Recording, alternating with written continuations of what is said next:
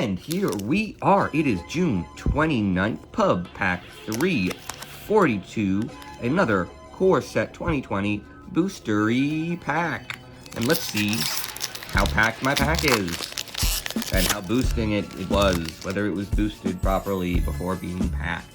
We've got a Scorch Spitter, Inspired Charge, Octo Prophet, which I've always liked because it feels like it's based off of real life memes, but is also incredibly stupid, right? I feel like there's always, this octopus predicts the presidential race or some shit, I don't know.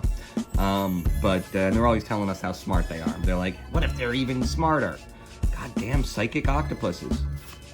Sanitarium Skeleton, Brightwood Tracker, Maniacal Rage, Boreal Elemental, Rabid Bite, Heart Piercer Bow. So when last time I saw this, I'm going to say it again. That red is weird. This red just does not exist on Magic the Gathering cards. I swear. It is so out of place. It's not bad. It makes it very interesting art. But it really does stand out against, like, you know, it's just, I mean, look at this. That color ain't there. You know, it's nowhere to be found. It's so different. Because it's also, like, it's very bright, but also flat. There are bright colors in Magic. On a lot of these cards, there are bright colors, but they're very textured. There's something about this bow. I don't know. Ironwood Warlord, Captivating Gyre, Risen Reef. Ooh, this is a fun one. Why do I feel like, oh yeah, this is part of the milling thing. I don't like milling.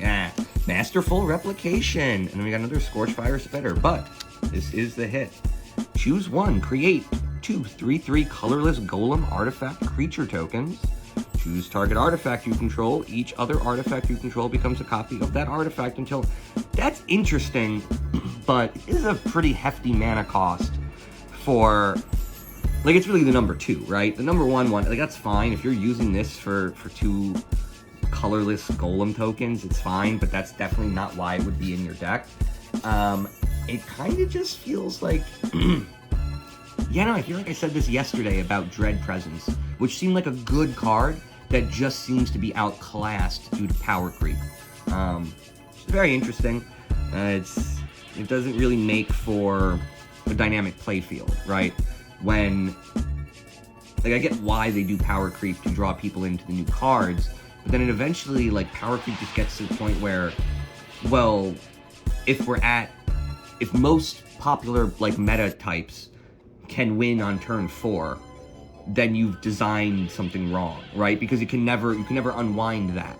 The game can only be accelerated by power creep. So if we've all learned that, sorry about that, sip of water.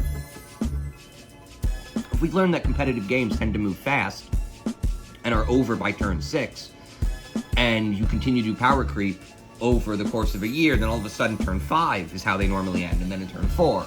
And it's like, it kind of does seem that's where we're at, where there's a lot of turn 4 wins, and it's directly a result of power creep.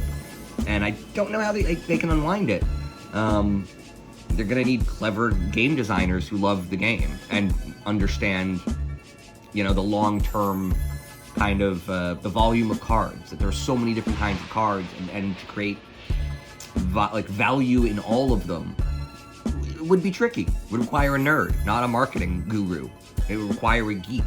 So yeah, I don't know. I'll see y'all tomorrow.